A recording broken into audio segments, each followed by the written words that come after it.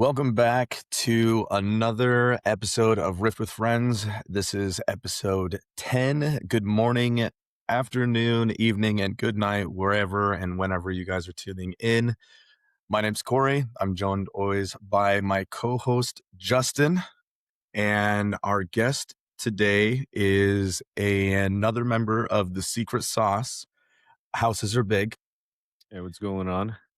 And today we have just kind of a really low-key episode for you guys. We're going to be talking about his run through his latest weekend at the Vancouver, BC Regional Qualifier, taking third place and the best of Master Yi, and run into some deck tech and kind of go through there. So how are you guys doing today? I'm doing pretty well as I can be. Just getting back from Vancouver. It's the same time zone, but travel kind of takes its toll on you, especially when you're like playing all day and your like sleep is disrupted and all that stuff. But I, I'm making it. I'm making. I didn't get sick this time, so I think I'm all right. That's good to hear, man. Yeah, travel's definitely rough. We had some guys take the train, we had some guys fly, we had some people drive, so Yeah. it's a little rough. Um, for the Yeah. people who may not know you yet, who are you? How'd you get your name, and how'd you get to kind of get into Riftbound? Yeah. So houses are big, as you guys know. I'm just another guy, I'm just playing the game that I love. It's been really fun. I've been playing competitive card games since I was like in high school. I'm like 33 right now, but so that's about like 15 years maybe. I started in Yu-Gi-Oh, and then was playing more competitive Magic recently, but I've moved entirely to Riftbound. It's been a great experience. This game is very challenging and in a lot of ways, and that's what I'm kind of drawn to it. There's like so many decisions that matter, from all the way from like meta and deck building and like the gameplay itself. It's just uh it's just been a very crazy ride, and that's who I am, just another player, trying to Yeah, enjoy the game. yeah, I think TCGs offer a lot to brains that want to be busy. I compare it a lot to Yeah. chess or checkers, depending on what you prefer, but Mm, definitely stimulates the mind. yeah. Also depends on what kind of deck you're playing, whether you're playing chess or checkers. Yep. Sometimes we just turn cardboard sideways, and sometimes we're in the 7 layers of hell. Oh, yeah, That's absolutely. right. Yeah, Ye's a little on the simpler end, but I think it's a lot deeper than most people like think it is. But for sure, it's on the simpler end. Like no doubt. Yeah, so I mean, kind of just keying off of that, what drew you to Master Yi in the first place, and what was kind of the decision making versus the XP versus Blade version? Yeah. So for just for some context, my the secret sauce was a kind of a group, starting during the Origins spoiler season. So even before the game's like actual release, we were all playing online. We all met online. I didn't even know anybody's like real name until I met them in Houston. So that was incredible. But uh we what drew me to Master Yi is he's actually the first deck I really mained. So in set one, the very first deck I played was Victor, but the very first deck that I really like identified with and really dug into is Master Yi. And like you could even see in my YouTube channel, when I first started making content, is not like the videos are not the best, but like uh Master Yi, I just have a lot of Master Yi videos and content and analysis on set one Master Yi before the game was released. So I've been a very big fan of Master Yi, like as a deck, and mid range Master Yi, just as a deck. I just like like how it plays. You get some early game tempo, and try and control the game a little bit. You have a lot of tools to your disposal to do so. And yeah, I just really like helmet decks in a sense. I don't know if you guys play Yu-Gi-Oh at all, but I love skill drain. If for anyone who knows, with that. Okay. Yeah. No, that's good. I get that one for Yeah. sure. Yeah. What were your kind of expectations heading into Vancouver? We obviously know you've been to a couple other tournaments prior, so was there anything different going into Vancouver, or is it just another uh, day in the shop for you? yeah. So that's a good question. These tournaments, like, there's a lot of obviously. I'm sure you guys know that there's like tons of preparation that goes into it. So um, I just go by like my experience for like the past month. So, I went to Atlanta, and for Atlanta, I was preparing for more than a month. I was preparing for the best of Orn run for a month, more than a month, and then I had a lot of prep time for that, and I made sure that I got all the things dialed in for that event. But that one, I had pretty high hopes. But then after that was like 2 weeks 2 weeks until Sydney. So, I was like, "Dude, I all in on set 2 and on Orn. I don't know, how well I'm gonna do, but like I said, I was a Yi main starting set 1, and, I chose it as a comfort pick and made number 2 there. So, that I was funny enough, I was about to quit Master Yi, before like, my plan was to quit Master Yi or hope for a top 64 and quit Master Yi, but then the problem was, like, I got number 2, so I kinda got hungry, and then I had to, like I really had to just, like, "Dude, I gotta lock in and, like, come back for that number 1." So my expectation actually was, like, um, I don't know how my expectation was to try and get a top 64, like, to be honest. Like, I really just wanted my second call and just get it out the way. But, yeah, if people who follow along with me on Twitter, I even wrote that the morning of day 2, I said, "Yeah, I don't think Master Yi is a deck that could top 8. Like, it could definitely do well, but it's not top 8 material." And, like, I'm gonna be real. I kind of like slipped and fell into a top 8 position, and like as we'll go over later, you guys said I played against a lot of like high level players, and I think that like I you know I think I just I was expecting to just play my heart out and do my best and see where it led, and like I, I didn't even know I was gonna get the best of. I was not even expecting that. I I I didn't even look at the best of rankings. So most, as you guys know, most people every round they're doing like they're doing basically hard drugs every round, looking at the best of ranking. Did the guy lose? Did the guy win? Oh, I won. He lost. Oh, it's just crazy experience. But this time around, I chose not to look at all. I didn't even know if I was in contention until the very like last round, where it was just like, okay, I'm X1. I'm going into the last round, X1. Surely I'm in contention. But I didn't even look at that point. And yeah, my expectation was like to do well, but yeah, I don't know. We did well. Yeah, that's really cool. I think that when a lot of people are chasing these best of cards, maybe their expectation naturally just maybe not getting into the top 64. And on our site, we actually do have like the best of tracker that tells you like the top 4 of each legend and who Yeah. was playing that deck, and you can kind of compare it to what their record was versus the other people that were playing that legend. So, um, how did you and your group prepare for Vancouver with testing? Was it mostly done online? And did you guys? We heard that some people were doing kind of a group house thing beforehand. So, what was your guys' approach to preparation? Yeah, so the secret sauce is a pretty international team.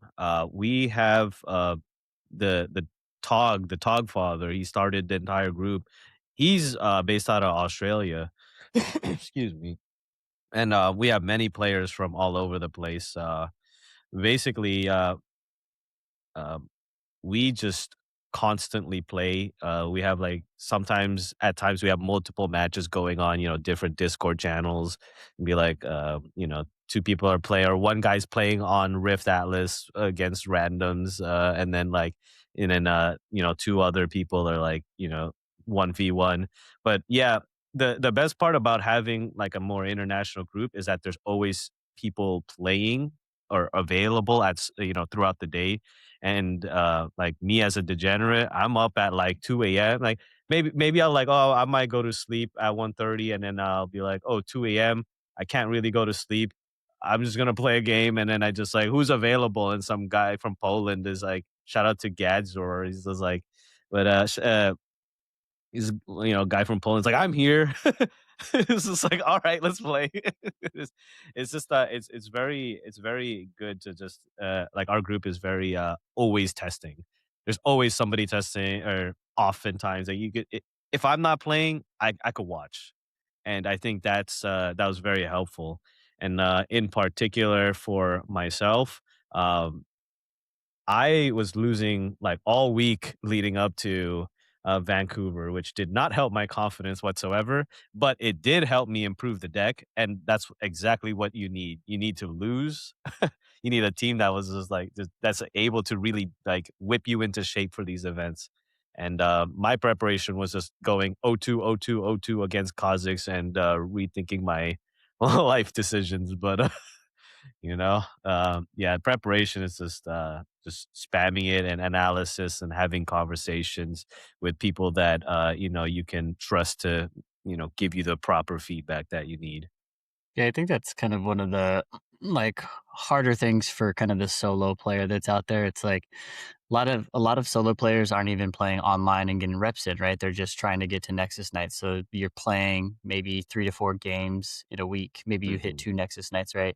Yeah. But there's a huge curve when you have that sounding board, when you have ability to just get hundreds of games in, or get real constructed criticism back from an analytical mindset, and not just like, oh man, this deck blows. It's like, well, why does it suck? Why did this card not work? Why do I feel like this card's very underwhelming? And then you also can sometimes get tunnel vision as well with your own deck, so it's nice having outside perspective, especially from people who play different decks. Like if you guys are all on the same deck, you guys kind of all have like semi a general consensus, but like Corey plays Set and I play Aurelia, so his ideology is like completely different from like my ideology, and so we can offer and go back and forth on like how it works, how the lines are plays are seen, because again, that tunnel vision and blinders kind of go up. But what's kind of the biggest thing you focus on during your preps? Is it just repetition? Is it playing other decks so you can see how it matches up against your deck? Is it really deep diving in analytics? What's kind of your bag and your focus when you prep? Yeah, my for me, my focus is mostly well, it's specifically for preparing for these events like the RQs. I think something to think about is it's different to prepare for like a skirmish or a Nexus night versus like a RQ. So preparing for these RQs, I'm really targeting like only a few decks at a time. I'm trying to optimize the 40 to kind of have a playable matchup into whatever I needed to have a playable matchup into. Um, so that's mainly what I'm focused on to make sure that it has a stable run into maybe top 5 decks. Yeah, and I've actually been smashing your list in the last like 24 hours, and it's pretty consistent. I like a lot of the aspects there. So when we get into deck tech, you can kind of break it down for us. But I've been really liking the consistency with the deck, and there's so many different variations of Yeah, and it's wild. Some people are playing XP, some people are playing Blade, some people are running Vilemon, no Vilemon. Like they don't there's agree. yeah, They there's think it's crazy. Sometimes I swear some people think I'm bad because they see the list. It's like, don't judge me, play against me. Yeah. Yeah. What decks did you expect to face the most? We hear oftentimes most people are maining Gear Hate because they believe Aurora is just running rampant out here. And in my personal opinion, I don't think Aurora is seen as often. Like, obviously, you want to prepare for it, but it kind of feels like the meta feels like it's just going to be everywhere. But what's deck were you kind of worried about the most? Yeah. So, uh, I mean, I guess you guys can remind me using your website. I think I only played against one Aurora deck. Was it on and the RQ? Was it one Let's or was see. it Yeah, two? you played. Silver in the last round, I know, Yeah, but round 13 was the Sivir, and that was it, right? no, you played a Sivir in round 6 as well. Looks like against Bonkers for Cheese. Yeah, this sounds familiar. It was right Dude, after it's a the long Rengar weekend. loss. Yeah, yeah. It's a long weekend, man. I guess I did play against it twice, and I had won both, right? Yep. So I expected to play. Let me think about this real quick. Diana and oh, okay. So I mean, the easiest way to do this is probably to look at the or at least this is what I did is look at the pre RQ, the pre RQ, what decks that were in there, and then like I work from there to see if I need like any last minute changes, maybe like a swap in a change a few cards in and out. So if I recall correctly, the pre RQ was Diana. LeBlanc, um, Irelia, Master Yi, and I think I don't remember those were the ones I was worried about. Those four really, but I'm also worried about Aurora because like our team clocks Aurora as one of the higher strength, higher like power decks, even though it's not played a lot. I think you should be prepared for it, or at least that's our philosophy.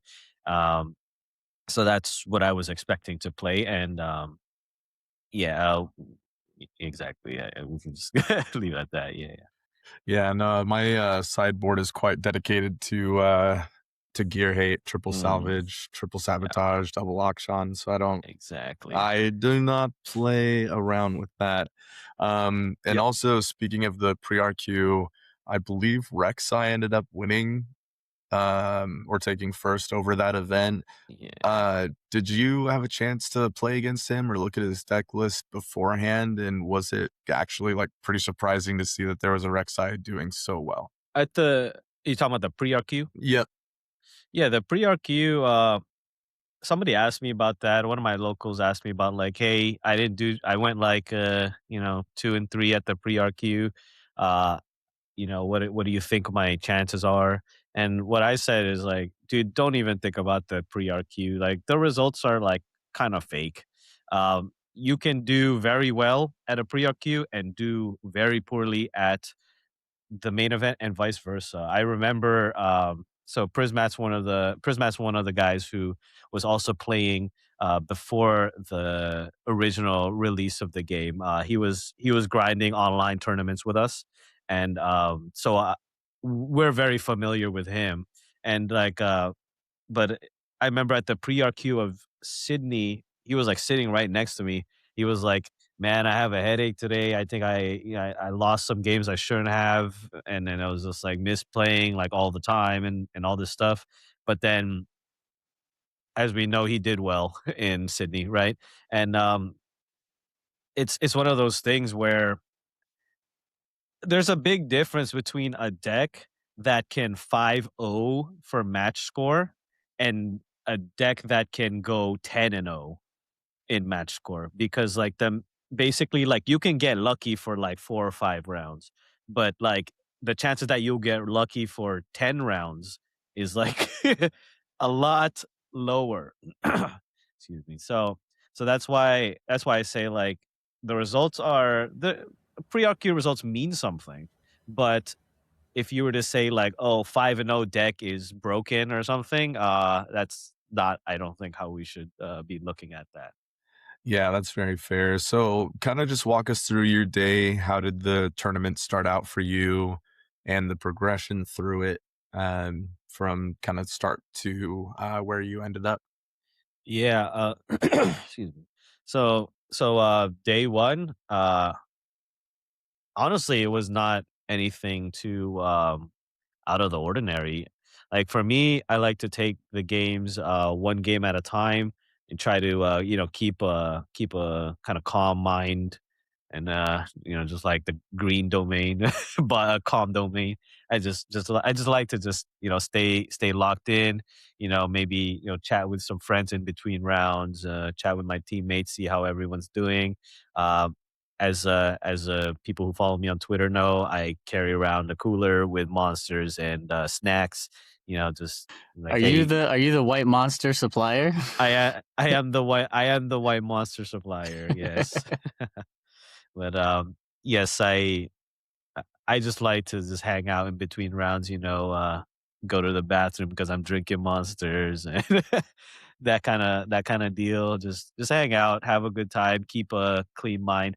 I think something that can hold a lot of people back is they just maybe get tilted or something easily, so from a game where they draw poorly or something, and then they just like lose the next game after that or something. I think many such cases, we've I think we've all been there at some point.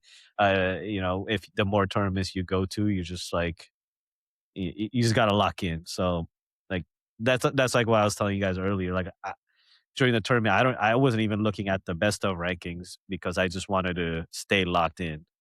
um I mean, if you guys have any questions, I'm willing to answer that. But to me, it felt very ordinary until the end, um, where I started getting put on stream because I was like, oh, it's for real now, huh? I was like, oh god, I'm like 6-1, and then now they're putting me on stream against a challenger guy. Shout out to Alex, great opponent there, and then and I was the most nervous part for me was like the last round of um day one because or sorry, day two. But are we still talking about day one? But or Whichever Yeah, day. it they're looks all like you played. blending in my head Yeah, now. you played Like, Alex on day two yes, I did play because I Alex think day there was two. what, 8 rounds in the first day. Yeah, Yeah. so I guess I'll start. I'll just like close up on day one. Day one felt mostly an ordinary day in the sense that I'm just trying to play. And then the last one of the day was like a Mastery mirror match, and we're just like, oh, we're almost done, yay! 50% win rate matchup. Let's have a good time.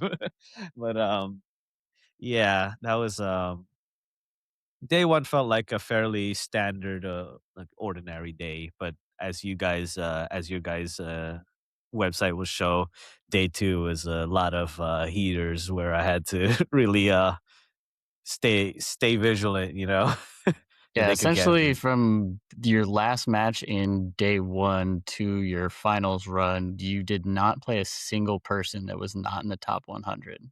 Yeah, and then there was this event I think was crazier because of 1,800 players. So to me, it's a little more like, wow, you had to really be at the top section of this many players.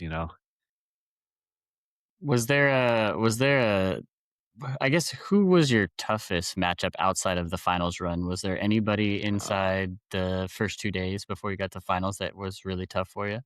it's just Rengar. I think everybody knows at this point. I only lost to Rengar. The matchup is very messy, and I definitely there are definitely points I could have played better even in the semifinals, which live to regret. But I don't regret it in a way. But we could just do better next time. Do our best. So it's got to be Rengar there. Yeah, was there other than the Rangars, were there any match moments that you would replay and kind of rewind? Any like personal So mistakes that you've seen that you would like a second chance at?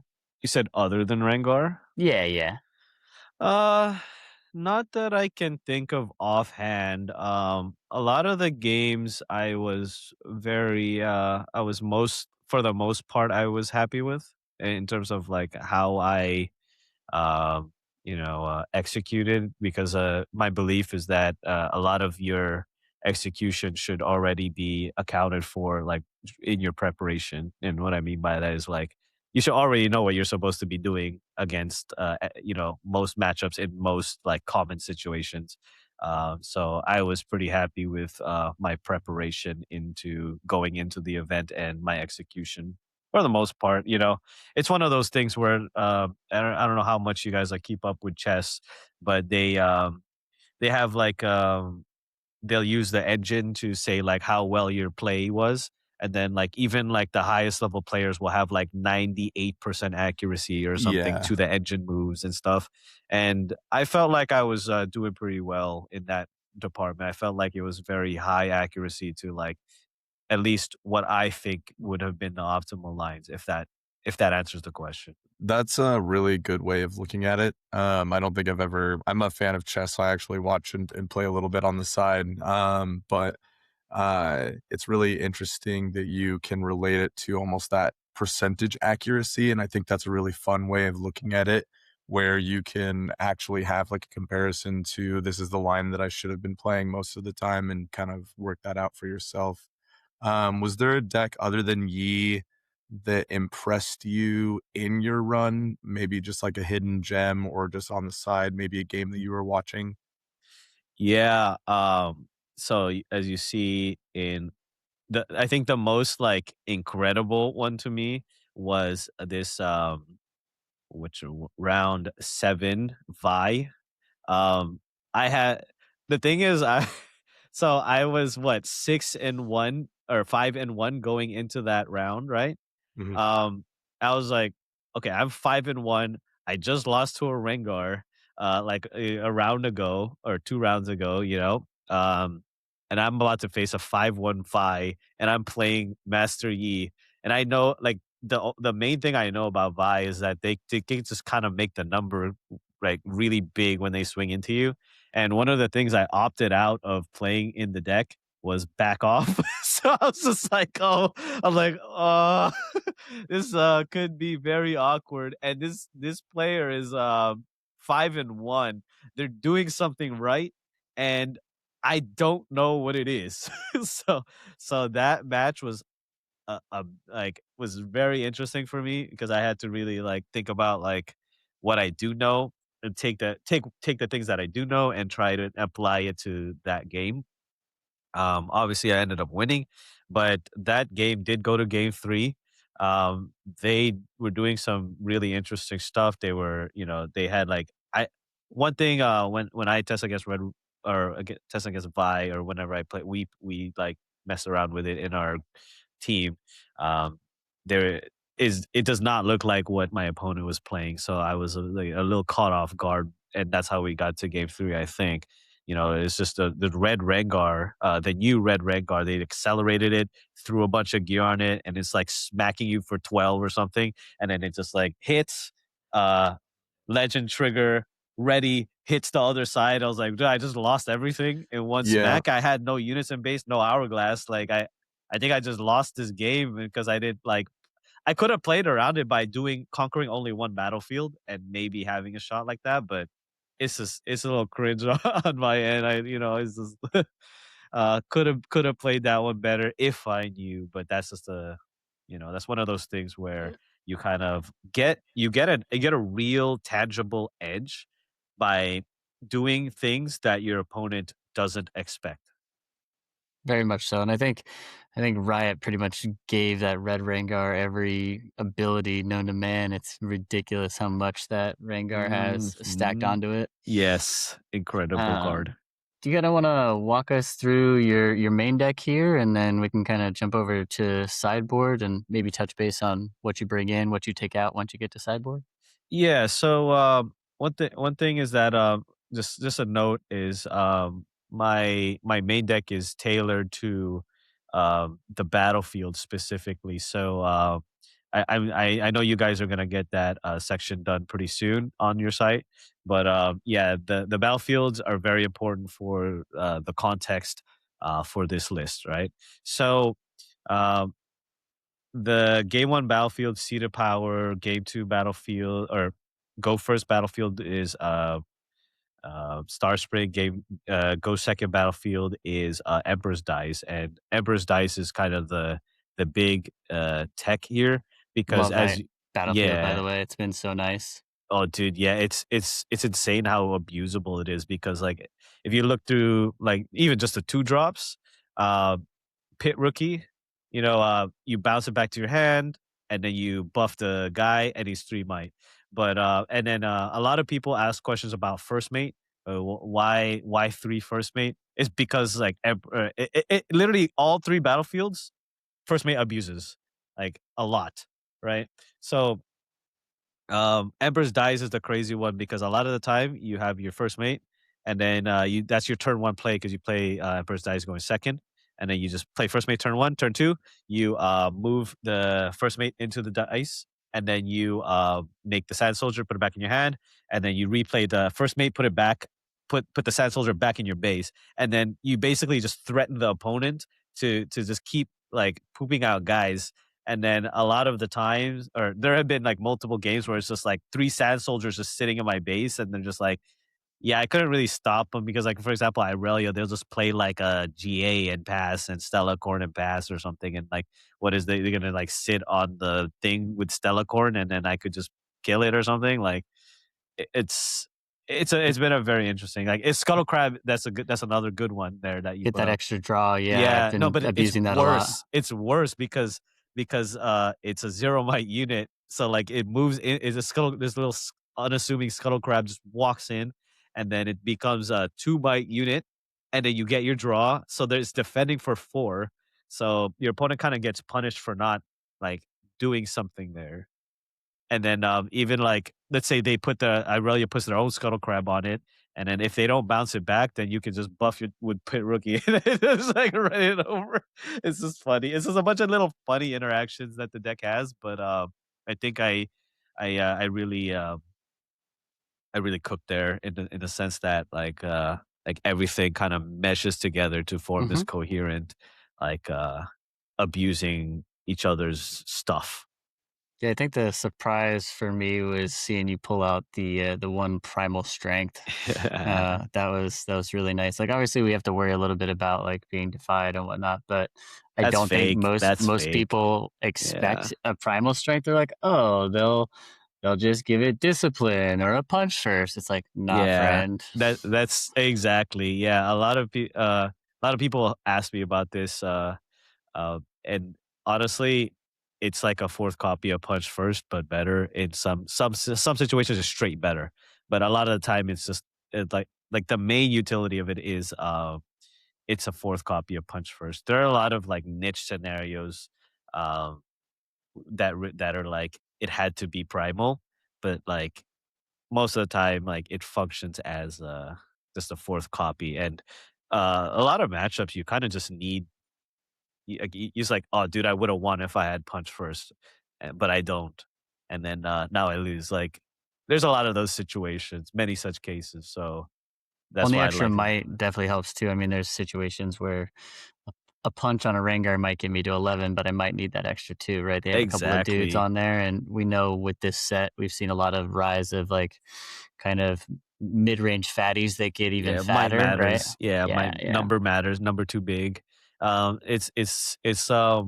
It's very interesting 'cause, there's just a lot of situations where, like, they look at their hand, they look at their board, is I could be punched first, opponent has only 1 card in hand, and then it's just like primal strength, and they're like, "Wait, I could have beat 5, but I can't beat 7," and then it's like, for example, it happened to me at the pre-RQ where it was like a Aurelia player, and they're like I think they just had, like, 10 might or something and but no Irelia or something, and they just, like, run into my Rengar, it's like, "Oh, I could beat it if he punched first," and then I just, like, primal, and they're like, "Excuse me? How much is that? Yeah, 15? that's my favorite part about Is it that is like, cause 15?" yeah, you're very right. Like Like most people are planning for that punch first. They're not calculating for that extra 2 points on the board. So Yeah, no, that is a pretty big deal a lot of the time.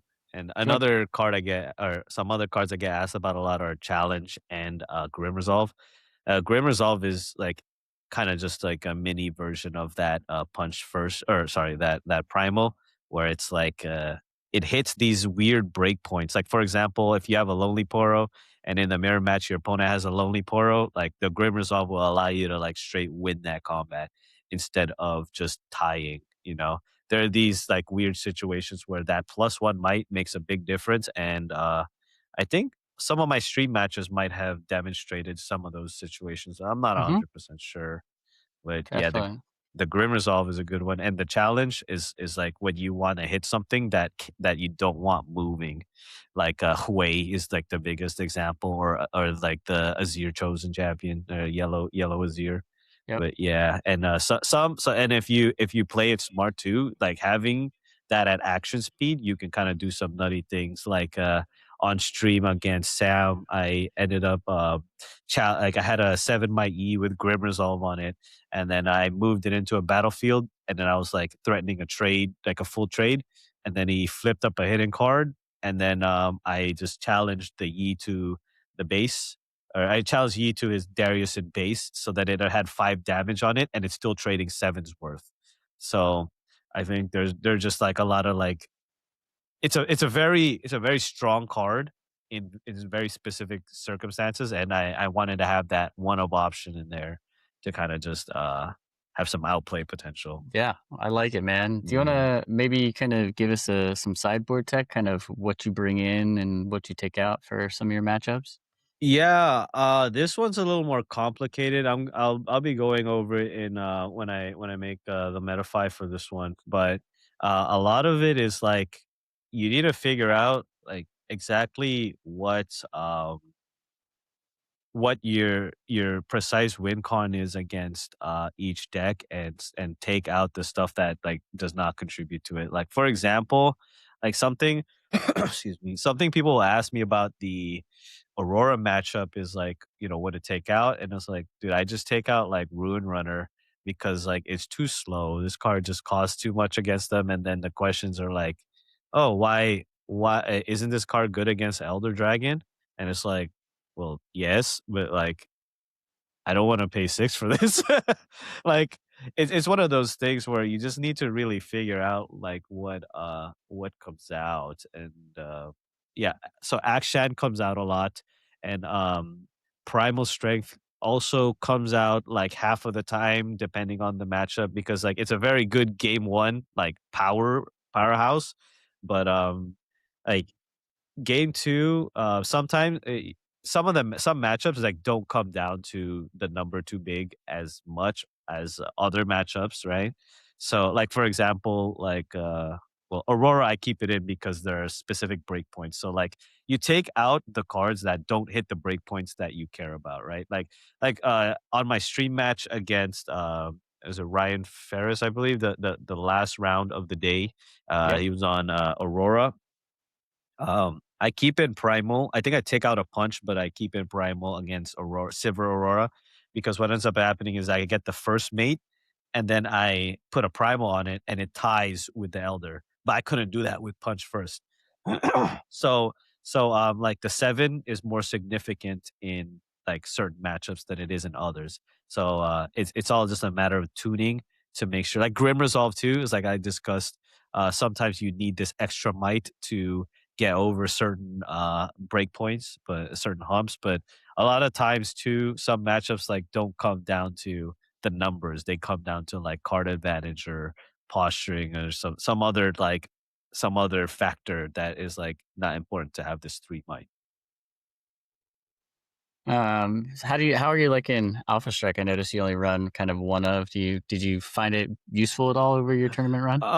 Unfortunately, I didn't really draw it when I cited it in, but as such happens, But um, the Alpha Strike is kind of the only reliable answer I found to Yellow Fi.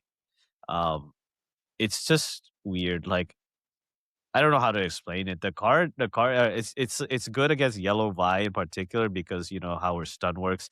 You can actually just keep your unit while getting clearing their Vi on the spot.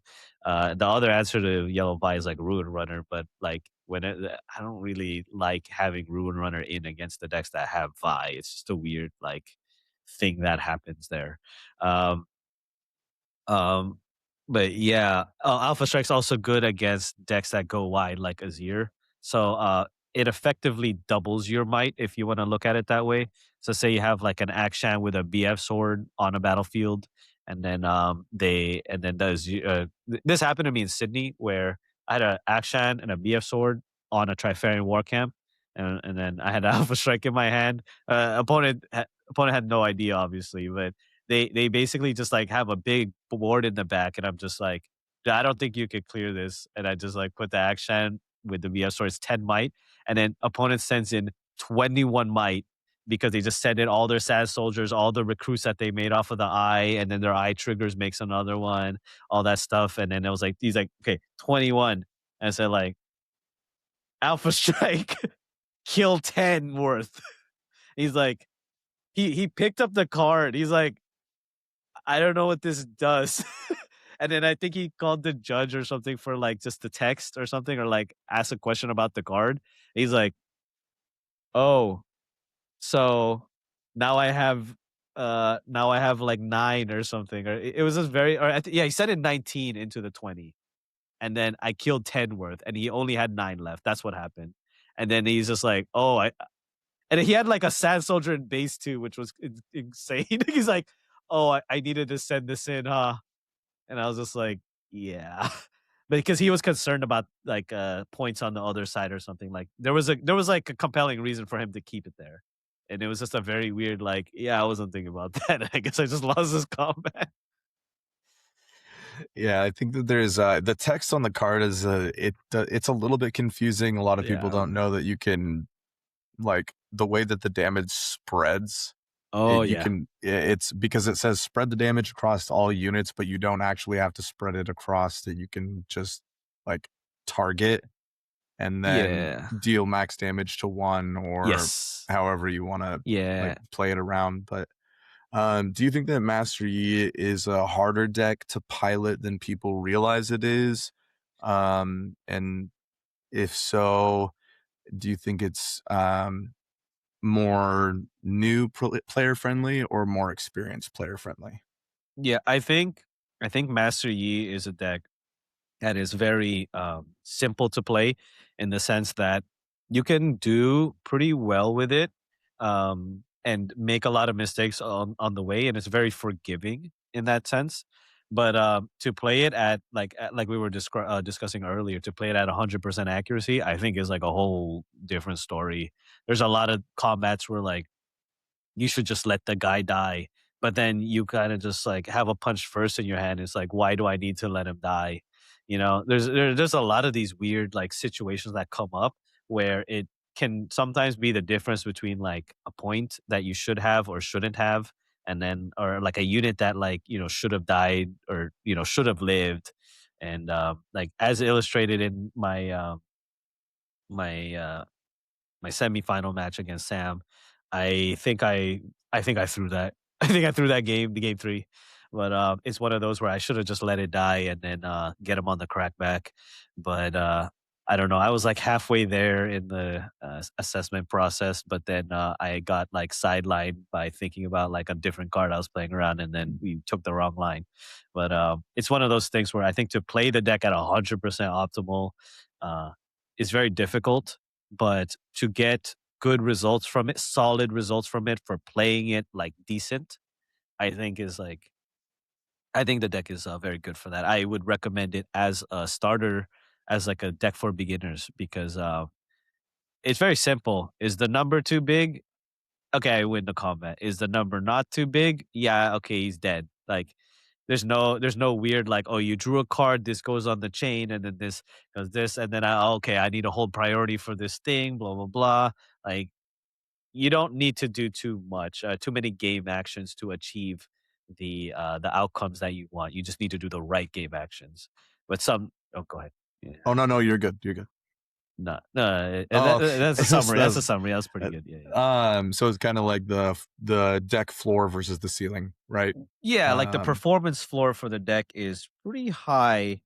Yeah, because when I think of floor and ceiling, I look at it in two different ways, and I get into a lot of like confusion about this. So I just give you some context. So for me, there's like a performance floor for like how well the deck can perform at like an average level. Like for example,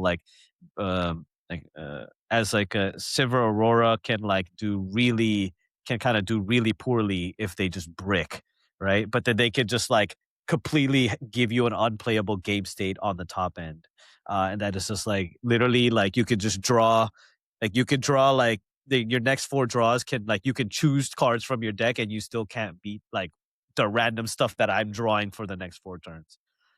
So that's what I mean by like the performance floor and ceiling are like different, but the skill floor and ceiling to me are a little different as well. So like for example, like Master Yi, the amount of skill that you need to achieve some form of results, I think, is on the lower end of the like on the floor side, where like sometimes you just can't get over the punch first, and it's like you win anyway. It doesn't really matter. But like I said, like I think the very high end of like Yi gameplay is a lot deeper, which is why my list looks like the way it does, right? Like, and that's why I have like tech cards like Challenge, where it's just like the card is very abusable in the right hands, but it also just looks totally useless sometimes Yeah. to some people, and you need to know. Is there anything in your deck now that you're through Vancouver that you would change? Uh, a lot probably. Uh, what I'm gonna use as like a reference for this is my number two Yi Sydney list, because I don't know if you guys had seen that one. I was number two there in Sydney. I played what I called Zon Slop, and it's literally just Zon Warren's game one and put a bunch of like random stuff like three Akshan in the main board, and then it's just like I'm gonna win this Aurora matchup game one, and there's nothing you can do about it because I play three Aurora. Because it's funny because in Sydney I played against three Aurora decks, which is like our worst matchup by far. So I played against three Aurora decks and I beat them all. And I was just like, dude, it worked. It worked, man. The Zonslop took me all the way to number two, and I know the number one Yi played against only one Aurora, and I swear to God, we should have switched. I wish I had his bracket. He had my bracket, but no, no flame to number one Yi from Sydney. But it's just one of those things where I'm just like, I, I was struggling out there. I was facing multiple of the worst matchups out there, and but that list was specifically tailored to kind of beat Aurora, and it did its job. And this list was kind of built to abuse the battlefields, and it did its job, right? Um, I probably need to reassess a little bit after seeing the finals. Everybody's gonna be looking at Diana. More people are gonna be looking at Rengar, things like that.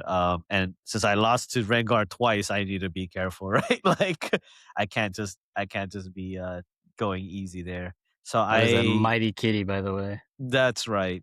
So I will be making changes. I don't if I look at like my current list, I don't think there are any like major changes I would make off the rip, if that makes sense. You could argue for a few of the sideboard things, but nothing glaring, if if that answers your question. oh yeah, totally. Are there are you so like kind of like keying off? Is there any legend you're looking at besides Yi, or are you just kind of planning to ride that out through your next step? And what is the next competitive step for you? Yeah, well, the next competitive event or the next event for Riftbound I'm going to will be the Hartford RQ. That one is the last RQ for set three.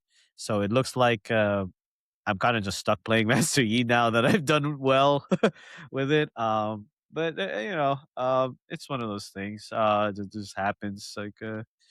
I am really excited for set four. Actually, I do want to play Shen because I have like 1.6 million mastery on Shen.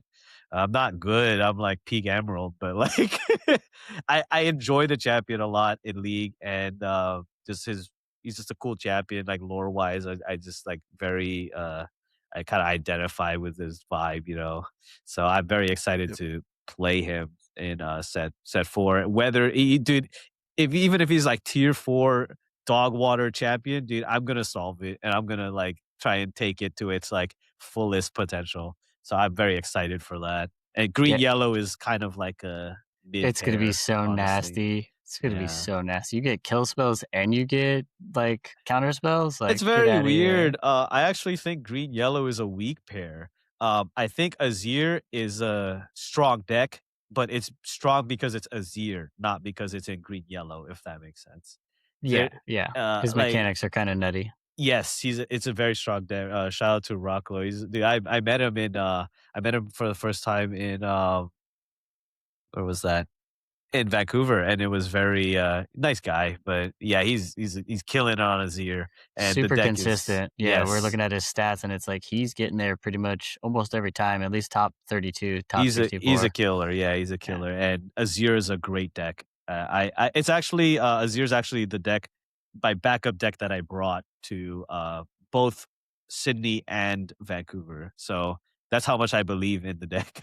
I think it's a very solid deck that is a very stable deck and strong game plan. But yeah. Very, very yeah, consistent. Very much like Master Yi. that's right. Yeah.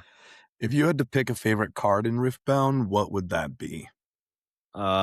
At this point, it's probably Primal. It just says Gnar on it. He's just like, ah. Yeah, I wish you So get his boomerang in there too. yeah, that would be nice. That'd be nice. I surely they'll release Gnar at some point too. I would pick that one up for sure. That's going to be Yeah. a fun one. I was a top lane main in league, and so I Oh, played he's set. so based. Yeah, I know, dude. I know. It's top wild. top So lane's wild. based. I Top just lane's like to based. punch things. Nah, that's based for sure. Yeah. Is there like a legend in particular that you feel is the hardest to pilot currently in the game?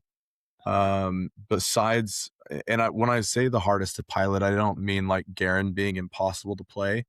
Yeah, I'm just kind of like referring to the top like cut, you're talking about like because we were talking about like skill ceiling and floor, like the highest skill the highest skill. ceiling. Yes. Um, it's funny you mention that because there are decks with a very high skill ceiling, but still a very low ceiling. So there's a lot of decks that are just very hard to play, but like can't really like stop you. They're just hard to play.